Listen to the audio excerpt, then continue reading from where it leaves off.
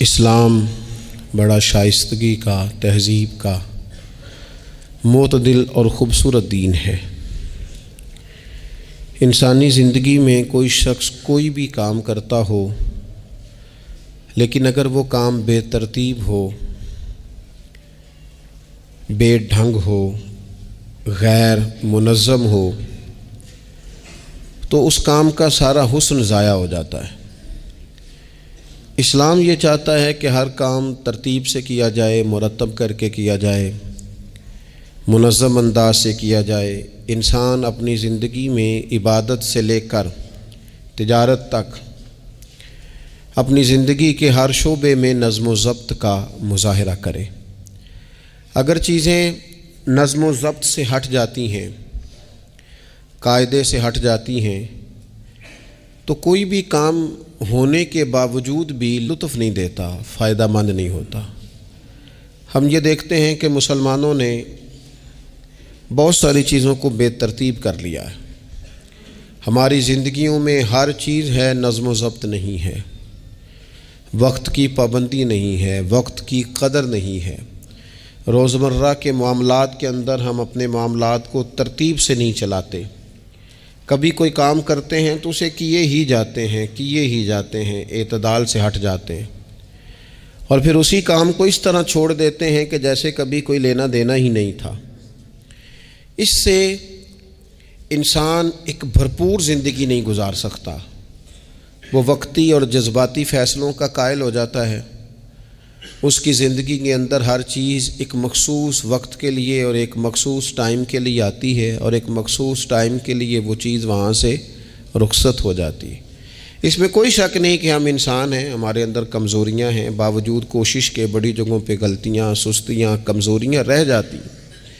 لیکن کچھ لوگ اپنے ذہن سے کوئی منصوبہ بندی کرنا ہی نہیں چاہتے۔ ہو جائے گا، اللہ کرم کرے گا، اللہ بڑا مہربان ہے، بھئی یہ ساری باتیں ٹھیک ہیں، لیکن اسی کریم رب نے کہا ہے صبح اٹھو، اسی کریم رب نے کہا ہے کہ وقت پر نیند پوری کرو، اسی کریم رب نے کہا ہے کہ ان الصلاۃ کانت علی المؤمنین کتابا موقوتا، فرمایا بے شک نماز مسلمانوں پر مقررہ وقت پر فرض ہے۔ اسے اپنی ترتیب سے، وقت کے حساب سے تم نے ادا کرنا ہے۔ یہ نہیں ہو سکتا کہ تم کہو جی میری آنکھ 9 بجے کھلتی ہے تو میں فجر 9 بجے پڑھوں گا، اس کا ٹائم 6 بجے ہے تو تمہیں 6 بجے ہی فجر پڑھنی پڑے گی۔ اپنے مقررہ وقت پر چیزیں جب تک نہیں رہیں گی تب تک رضا الہی کا حصول بھی ممکن نہیں ہوتا۔ ہم چونکہ غیر منظم زندگی گزارتے ہیں، بے ترتیب زندگی گزارتے ہیں، تو اس لیے بہت سارے کام جو کرنے کی ہم پوزیشن میں بھی ہوتے ہیں وہ کام بھی ہم سے ہو نہیں پاتے۔ ایک تو بہت سارا مسئلہ لوگوں کا یہ ہے کہ کل کر لیں گے، انشاءاللہ ہو جائے گا، آپ دعا کریں ہو جائے گا، آپ فکر نہ کریں ہو جائے گا۔ اس کا معنی کوئی نہیں نا، اس کا مطلب کوئی نہیں۔ آپ کیا کہہ رہے ہیں؟ آپ کہیں میں نے شروع کر دیا ہے، آپ دعا کریں۔ آپ یہ کہیں کہ میں نے پوری کوششیں لگا دی ہیں، آپ اچھی امید رکھیں اللہ سے، لیکن آپ سٹارٹ ہی نہیں کر رہے اور آپ کہہ رہے ہیں دعا کریں۔ یہ کیسے ہوگا؟ جب تک نظم و ضبط کا، آداب کا، حدود کا، قاعدے قانون کا پورا خیال ہی نہ رکھا جائے۔ حضرت سید فیض الحسن شاہ صاحب رحمۃ اللہ تعالیٰ علیہ فرماتے ہیں کہ ایک خاتون بڑی عجلت پسند تھی، جلد باز تھی، تو اس کا شوہر اس کی ان چیزوں سے بڑا پریشان تھا، جلدی میں آدھا کام کرتی تھی، آدھا کام خراب کر دیتی تھی، تو اکثر آ کے کہتی تھی دعا کریں بڑا مارتا ہے۔ اگرچہ اس کا مارنا پھر بھی درست نہیں تھا، لیکن وہ دیہاتوں میں آپ کو پتہ ہے نا، بعض لوگ بڑی جہالت کا مظاہرہ کرتے ہیں، اس قدر زیادہ شدت کے ساتھ تکلیف دیتے ہیں کہ جو بالکل نازیبا ہو جاتی ہے۔ ایک دن اس نے آ کے کہا کہ پیر صاحب کوئی سمجھاؤ، بڑا ماردہ ہے۔ تو آپ نے فرمایا تو سنا ہے بڑی جلد باز ہے، کام نظم و ضبط سے نہیں کرتی۔ کہنے لگی جی دیکھیں جی کیا نظم و ضبط اور کیا معاملہ، کل اس نے مجھے کہا دال پکا دو تو میں نے اس میں گھی بھی ڈالا ہے، مرچیں بھی ڈالی ہیں، پیاز بھی ڈالا ہے، لہسن بھی ڈالا ہے، ہلدی بھی ڈالی ہے، بس ذرا جلدی میں نے دال ہی تو نہیں ڈالی۔ تو اب یہ کو مارنے والی بات ہے؟ ہر شے ہے، ایک شے ہی نہیں۔ ہمارے ہاں بہت سارے لوگ ایسے ہیں جو جلدی میں اصل کو ہی بھول جاتے ہیں۔ وہ کہتے ہیں باقی میں نے سارے کیے ہیں، کوئی رہ تو نہیں نہ گیا، سارے کیے، ایک ہی نہیں نہ کیا، وہ بھائی جو اصل تھا وہ تو رہ گیا۔ نظم و ضبط، قاعدہ، قانون، جب تک ہم ہمارے اپنے اندر، میں دوستوں سے کہہ رہا تھا پھر کہتا ہوں، میرے اسا فرمایا کرتے تھے جو والد تہجد نہ پڑھے اس کے بچے فجر نہیں پڑھتے۔ والد کو جب تک وہ سحری میں سجدہ ریز نہیں دیکھیں گے اتنی دیر تک آپ ان سے 1.5-2 گھنٹے پہلے اٹھیں گے تو پھر وہ اٹھیں گے۔ لیکن اگر کہا جائے کہ پتر میں تھکیاں تو تو مسیتے جا، تو یہ ہو سکتا نہیں کہ وہ جائے، کیونکہ ہماری زندگی سے نظم و ضبط بچے سیکھیں گے، ہمارے ماحول سے وہ محنت کو، مشقت کو، کوشش کو وہ سیکھیں گے۔ اگر ہم اپنے ماحول میں نظم و ضبط نہیں لائیں گے تو آنے والی نسل کے اندر نظم و ضبط منتقل ہو سکتا، تو اس کے منتقل کرنے کے لیے ضروری ہے کہ پہلے ہماری زندگی کے اندر نظم و ضبط۔ آپ دیکھیں شریعت اسلامیہ نے ہر کام کا نظم و ضبط بنایا ہے۔ نماز اللہ کی عبادت ہے نا، بستر سے اٹھ کر سیدھا مسجد میں آ کے جہاں آپ کا جی چاہے نماز پڑھنے کی اجازت نہیں ہے۔ آپ اٹھیں، آپ کا لباس پاک ہونا چاہیے، آپ نے وضو کیا ہوا ہو، آپ کو سمت قبلہ کا پتہ ہو، آپ کا منہ کعبہ شریف کی طرف ہو، جس جگہ آپ نے نماز پڑھنی ہے وہ جگہ پاک ہو، آپ کا لباس پاک ہو، وقت کا تعین ہو، نماز کے آداب آپ کو آتے ہوں، آپ بیت اللہ شریف کی طرف رخ کریں گے، کانوں تک ہاتھ اٹھائیں گے، آپ ان ہاتھوں کو منظم طریقے سے باندھیں گے، وقت پر رکوع کریں گے، رکوع میں کمر سیدھی ہونی چاہیے۔ آپ رکوع سے اٹھیں گے تو ایسے نہیں کہ کوئی بات نہیں اللہ قبول کر لے گا، جب تک آپ کی کمر پوری ٹھیک نہیں ہوتی رکوع سے اٹھتے وقت آپ کی نماز مکمل نہیں ہوتی۔ آپ سجدے میں جائیں گے تو پیشانی جمنی چاہیے، ناک جمنی چاہیے، آپ کے پاؤں کی انگلیاں زمین پر لگنی چاہیے۔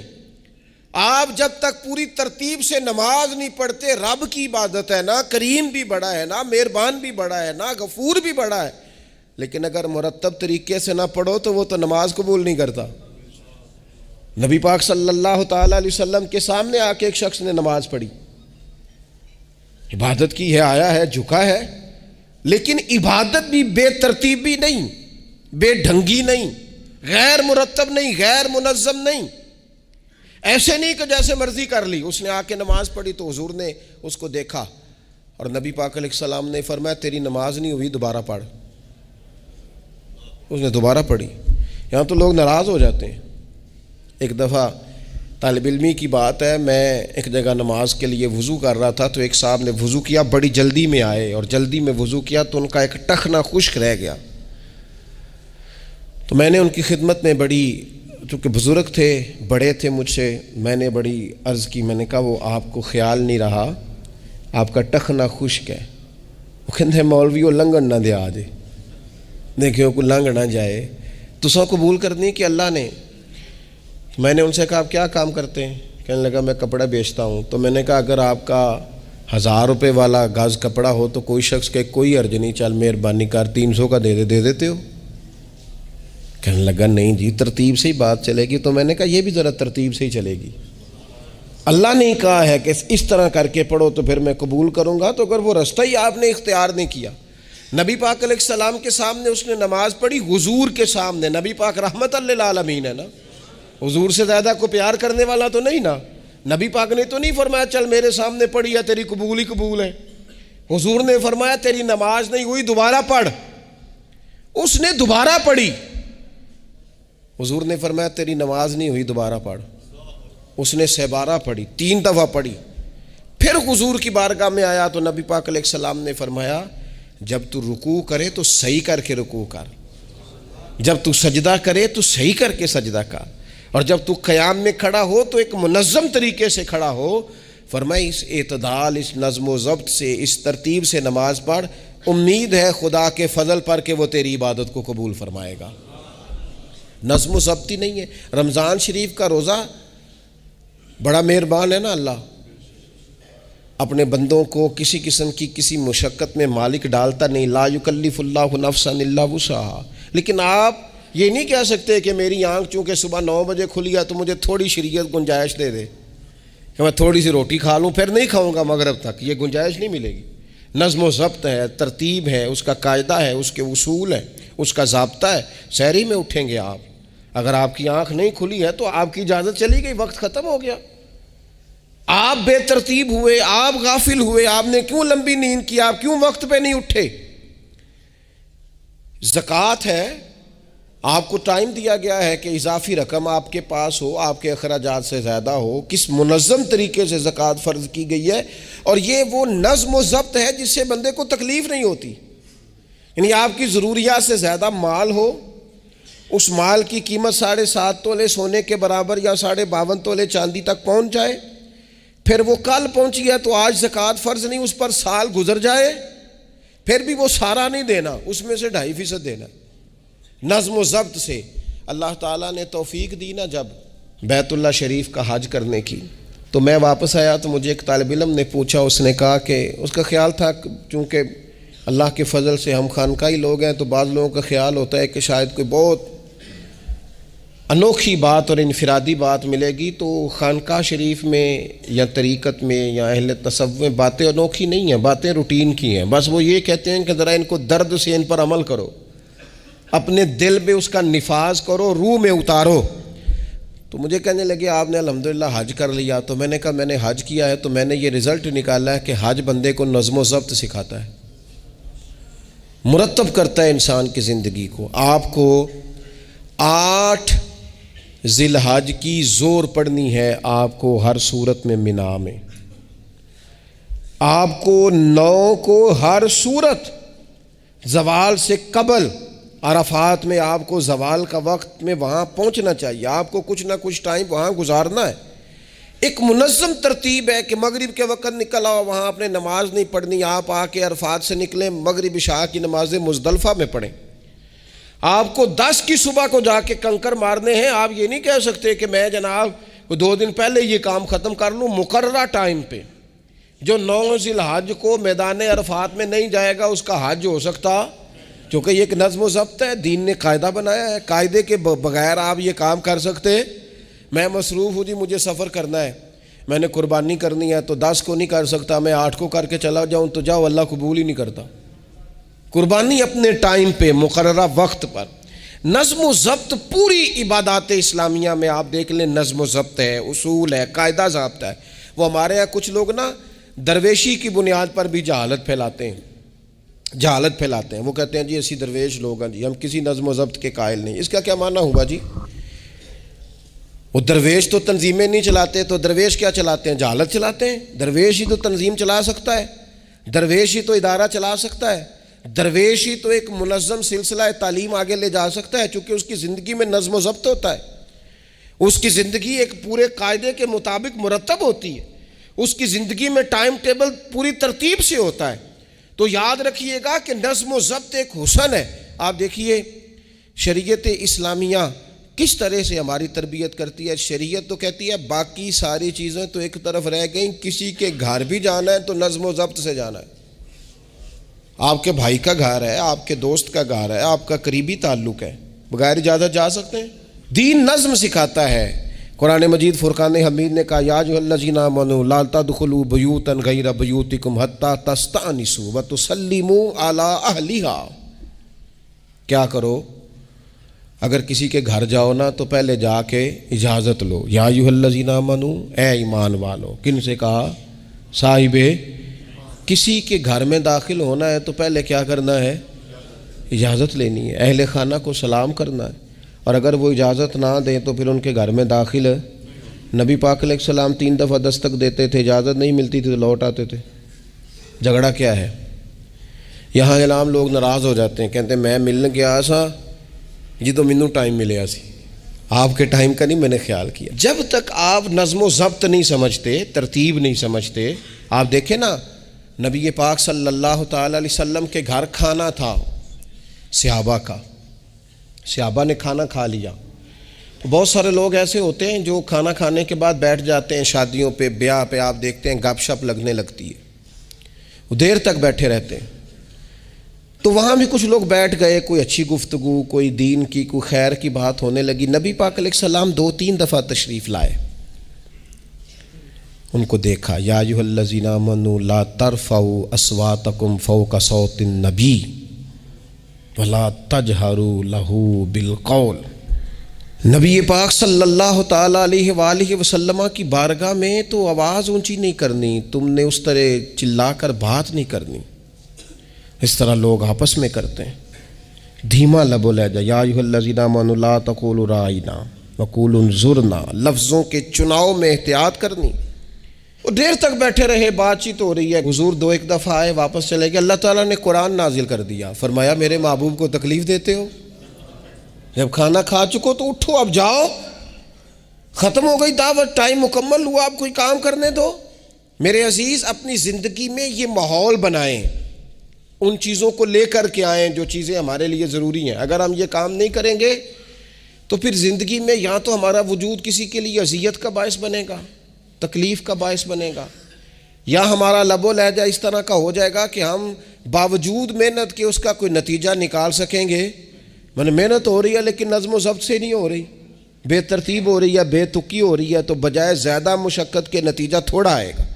اس لیے نظم و ضبط اپنی زندگی میں، قاعدہ قانون۔ میرے رسول پاک علیہ الصلاۃ والسلام نہ لوگوں کو قانون توڑنے سے منع کرتے، حضور علیہ الصلاۃ والسلام لوگوں کو اطاعت امیر کا حکم دیتے، امیر کی فرما برداری کی بات سناتے، فرماتے اگر تمہارے اوپر نک کٹا حبشی غلام بھی امیر بنا دیا جائے جو کتاب اللہ کے مطابق تمہیں حکم دے، تو اللہ کے محبوب فرماتے ہیں اس کی بات بھی سننا اور اس کی فرما برداری بھی کرنا، پیچھے نہ ہٹنا۔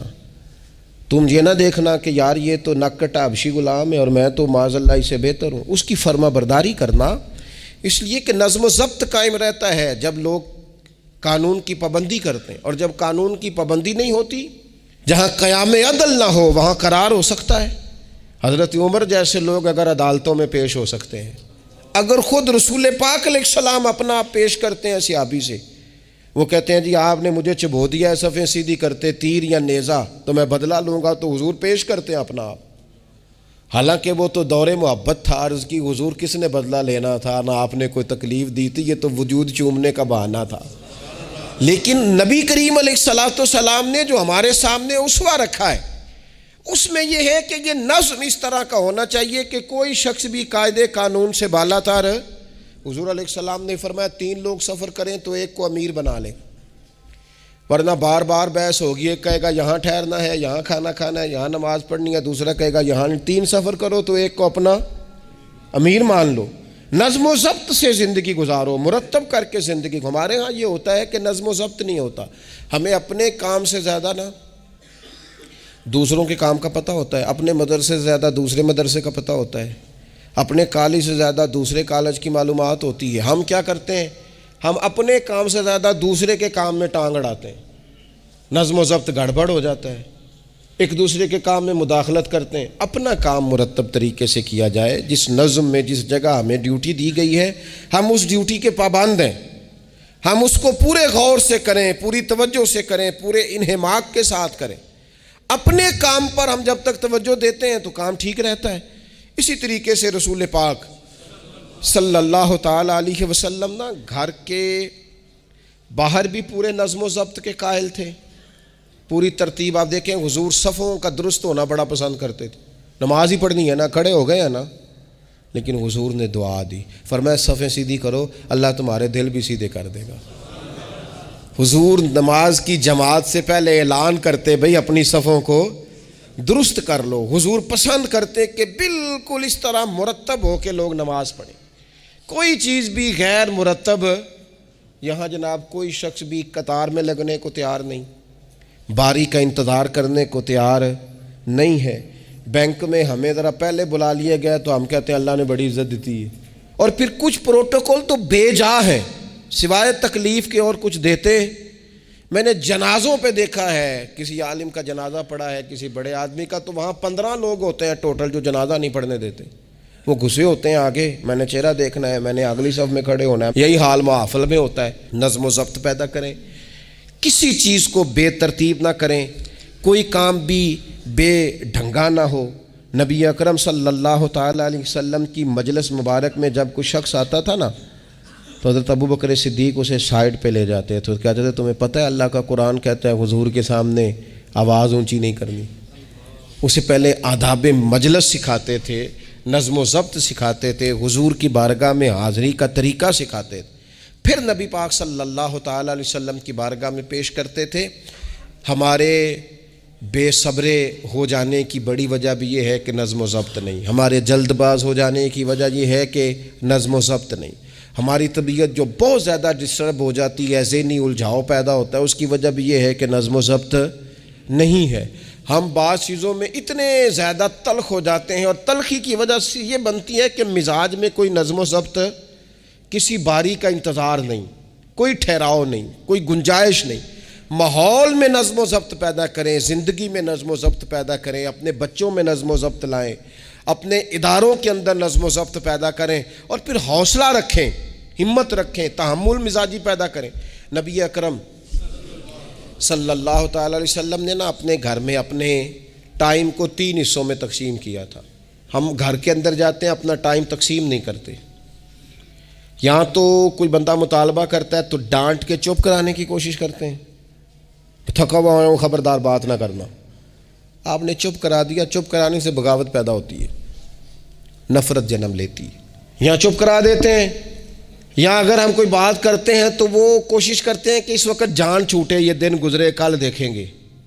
اس سے کیا ہوتا ہے، اس سے جو شخص آپ کے سامنے بیٹھا ہے اس کی امید ٹوٹتی ہے، وہ کہتا ہے یار یہ کیا معاملہ ہے۔ بچوں کی امیدیں ٹوٹتی ہیں، گھر والوں کی امیدیں ٹوٹتی ہیں کہ یار یہ تو جان چھڑا رہے ہیں۔ نبی اکرم صلی اللہ تعالی علیہ وسلم جب گھر تشریف لے جاتے تھے تو حضور اپنے وقت کو 3 حصوں میں تقسیم کرتے۔ ایک حصہ پورا ٹائم رسول پاک گھر والوں کو دیتے، ان کی بات سنتے، بلکہ حضرت عائشہ صدیقہ فرماتی ہیں جب تک گھر میں رہتے کوئی نہ کوئی گھر کا کام ہی کرتے رہتے، حضور ٹائم دیتے۔ ایک حصہ یہ، دوسرا حصہ ٹائم کا نبی پاک صلی اللہ تعالی علیہ وسلم نے آرام کے لیے رکھا ہوا تھا۔ حضور آرام کرتے، لیٹتے، باقاعدہ حضور علیہ الصلاۃ والسلام اپنے وجود اطہر کو بستر کے اوپر رکھتے، آرام فرما ہوتے، صحیح معنوں میں آرام کرتے۔ اور تیسرا حصہ نبی پاک علیہ السلام نے عبادت کے لیے رکھا ہوا، گھر والوں کا کام کاج کیا، عشاء ہوئی آرام کیا، پھر تہجد کا ٹائم ہوا تو حضور عبادت کے لیے اٹھ کے کھڑے ہو گئے۔ یہ گھر کے اندر، مسجد میں نہیں، مسجد کا تو جو عبادت کا ماحول ہے نماز کا وہ الگ ہے، گھر کے اندر اس بات کو اچھی طرح سمجھ لیں کہ گھر کے اندر جب آپ جائیں، اب تو بڑوں کی شکایتیں آنے لگی ہیں، پہلے بچوں کی آتی تھیں، اب تو 50 سال کے آدمی کی شکایت آتی ہے کہ گھر آتے ہی موبائل کھول لیتا ہے، ادھر ادھر دیکھتا ہی نہیں، کوئی سنتا ہی نہیں۔ اس طرح تو ہمارے اپنے ہم سے ٹوٹ جائیں گے، بکھر جائیں گے، ہمارے بچے خدا جانے کیا سوچنے لگیں گے، کسی اور سمت نکل جائیں گے۔ وہ جن کو ہماری باتوں کی، ہماری شفقتوں کی، ہمارے پیار کی، وہ جس پوتے کو، جس چھوٹے بیٹے کو دادا کے والد کے کندھوں پر کھیلنے کی چاہت ہے، وہ تو اس سے محروم رہ جائے گا۔ ہمیں وقت دینا ہے، ان کو ٹائم دینا ہے، اس ٹائم کو مرتب کرنا ہے۔ نبی اکرم سید عالم صلی اللہ تعالی علیہ وآلہ وسلم حتیٰ کہ میدان جنگ میں بھی حضور چیزوں کو مرتب کرتے۔ عرب کے لوگ جب جنگ کرتے تھے تو وہ سمجھتے تھے اسلحہ بڑا ہے، طاقت بڑی ہے، ہم نے کر لینا جو ہمارے جی میں آنا ہے۔ حضور کا طریقہ مبارکہ یہ تھا کہ جنگ میں بھی نظم و ضبط۔ حضور فرماتے قریب دشمن آ جائے تو طاق پہ بلا وجہ تیر نہ چلانا، وہ بالکل سامنے جب تمہیں نظر آ جائے، تمہیں نشانہ سمجھ میں آئے تب تیر چلانا۔ کئی دفعہ فرمایا صرف پتھر کا استعمال کرنا۔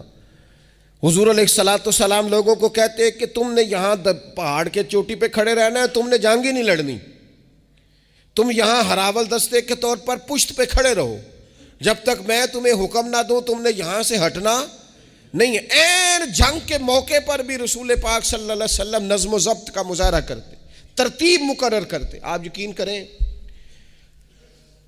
جن اداروں کے اندر نظم و ضبط ہے، جن کے اندر اصول ہے، جن کے اندر قاعدے ہیں، وہ اپنی پیشہ وارانہ کام سے کبھی بھی پیچھے نہیں ہٹتے، اور جہاں یہ کام نہیں ہوتا وہاں بڑی ساری چیزیں نقصان کا شکار ہوتی۔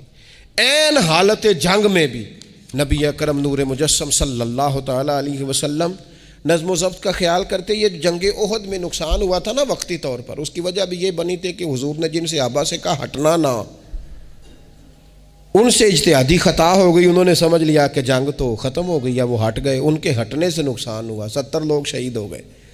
اگر وہ نظم قائم رہتا جہاں حضور نے کھڑا کیا تھا تو کبھی یہ کام نبی پاک صلی اللہ تعالی علیہ وآلہ وسلم اجتماعیت کی بات کرتے تھے، مل کے رہنے۔ اختلاف رائے ہو جاتا ہے، لیکن ہمارے ہاں لوگ پتہ کیا کرتے ہیں، اندر رہ کے اختلاف نہیں کرتے، چھوڑ کے جا کے اختلاف کرتے ہیں۔ یہ مخلص نہ ہونے کی علامت ہے۔ جو لوگ مخلص ہوتے ہیں وہ اندر رہ کے رائے کے اختلاف کرتے ہیں، وہ کہتے ہیں یار میں چھوڑ کے تو نہیں نہ جا سکتا، میں ادھر ہی رہوں گا، جو کمزوریاں ہیں جو غلطیاں ہیں ان کو ہائی لائٹ کروں گا، رہوں گا۔ اسی لیے نبی پاک علیہ السلام کے صحابہ مختلف قسم کے مشورے دیتے تھے۔ تو سرور کائنات علیہ الصلوۃ والسلام اجتماعی نظم کی بات کرتے۔ ایک مقام پہ حضور نے صحابہ کو دیکھا کہ چھوٹی چھوٹی ٹولیاں بنا کے الگ الگ بیٹھے ہوئے ہیں۔ تو نبی پاک علیہ الصلوۃ والسلام نے فرمایا یہ شیطان تمہیں الگ الگ کرتا ہے، اور فرمایا جس طرح بکریوں کا بھیڑیا ہوتا ہے، انسانوں کا بھیڑیا شیطان ہے۔ جب کسی کو مجمع سے الگ کر لیتا ہے، حضور فرماتے ہیں جسے بھیڑیا بکریوں سے الگ کرتا ہے نا، پھر اس کا شکار کرتا ہے۔ اور شیطان بھی جب تمہیں اجتماعیت سے الگ کر لیتا ہے، در مرشدہ چھڈی نہیں تے ہو جاویں گا روگی، جیڑی بکری اجڑوں وچھڑی او بگیاڑا جوگی، او بگیاڑا جوگی کھا جائیں گے، پھاڑ ڈالیں گے اسے۔ در مرشدہ چھڈی او نہیں تے ہو جاویں گا روگی، جیڑی بکری اجڑوں وچھڑی او بگیاڑا جوگی۔ اسے تو لے کے چلا جائے گا۔ اجڑ پر، اجتماعیت پر کبھی بھی بھیڑیا حملہ۔ تو حضور صحابہ سے کہتے تھے بیٹھو تو ذرا مل کے بیٹھو، کسی جگہ تم بیٹھو تو اجتماعیت۔ بڑی مشہور حدیث ہے، چند لوگ جمعے میں کھڑے تھے تو حضور نے فرمایا بیٹھ جاؤ الگ الگ۔ بعض لوگ بڑے قائل ہوتے ہیں نا، تھوڑا سا جناب ہم نے ذرا ہٹ کے رہنا ہے، ہم نے تھوڑا سا الگ سے رہنا ہے، تھوڑا سائڈ پہ بیٹھنا ہے، تو حضور پسند نہیں کرتے تھے۔ فرمایا اکٹھے بیٹھو، مجمع کی صورت میں بیٹھو۔ بلکہ حضور علیہ الصلوۃ والسلام نے یہ تو اجتماعی نماز کا حکم دیا نا، فرمایا جس علاقے میں 3 مسلمان بھی بستے ہوں نا، وہ بھی باجماعت نماز پڑھیں۔ وَارْكَعُوا مَعَ الرَّاكِعِينَ، رکوع کرو پر رکوع کرنے والوں کے ساتھ، تنہا نہیں، مل کے اجتماع۔ آج کفر نے بھلا کیا ہے؟ اس نے مسلمانوں کی اجتماعیت کو ہی توڑا ہے، نظم و ضبط کو ہی تو توڑا ہے۔ 57 اسلامی ممالک ہونے کے باوجود نظم و ضبط نہیں، اور وہاں ایک ملک ہے امریکہ، اپنی ریاستوں کو ساتھ ملا کے اس طرح گٹھ جوڑ کیا ہے کہ وہ سب پر بھاری ہوتا جاتا ہے معاذ اللہ۔ اگر نظم و ضبط، اور یہ ہمارے ہاں بھی نہیں ہے، روٹین میں چھوٹے چھوٹے اختلافات ہوتے ہیں لوگوں کے بیچ، لیکن ایک دوسرے کو ملنا پسند نہیں کرتے، سلام کلام پسند نہیں کرتے، نفرت کا اظہار۔ تو جب گلی محلوں میں نظم و ضبط نہیں، ٹولیاں بنی ہوئی ہیں، گروہ بنے ہوئے ہیں، چھوٹی چھوٹی باتوں میں لوگوں نے الگ الگ ماحول بنا دیا ہے۔ بلکہ بعض لوگ تو باقاعدہ بڑے ماہر ہوتے ہیں خاندان میں لڑائی کیسے کرانی ہے، محلے میں فساد کیسے ڈلوانا ہے، لوگوں کو کس طرح کر کے توڑنا ہے، کیا ایسا کام کرنا ہے جس سے کہ لوگ زیادہ سے زیادہ ٹوٹ جائیں۔ تو اپنی زندگی کے اندر، اپنے ماحول کے اندر، اپنی طبیعت کے اندر نظم و ضبط لائیں گے۔ بہت سارے لوگ ہیں جو خود بھی وقت ضائع کرتے ہیں، اگر کہیں چلے جائیں تو اس کا بھی پورا ہی وقت ضائع کرتے ہیں، پورا ٹائم، یعنی اس پہ کتنا پیسہ لگتا ہوگا، موبائل کا کتنا بل آتا ہوگا، ٹائم کتنا ضائع ہوتا ہوگا۔ اور پھر سناؤ، مثلاً کی سنائیے جی، اس کا کمانا ہے۔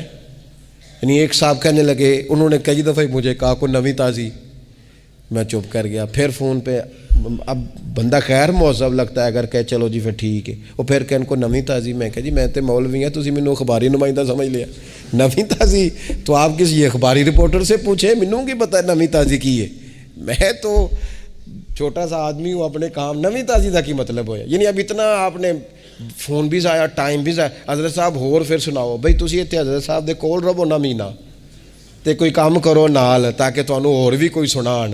حضرت صاحب تو کی سنان، لیکن شرط یہ ہے کہ ہم نظم و ضبط والے بنیں، ایک جملہ بھی ضائع نہیں، اضافی نہیں۔ اس میں میں کہا کرتا ہوں دوسروں کو بہت ساری چیزیں سکھانے سے بہتر ہے ہم بہت سارے لوگوں سے خود سیکھنا شروع کر دیں، اپنی زندگی میں سیکھیں۔ اللہ تبارک و تعالی مجھے آپ کو توفیق عمل عطا فرمائے۔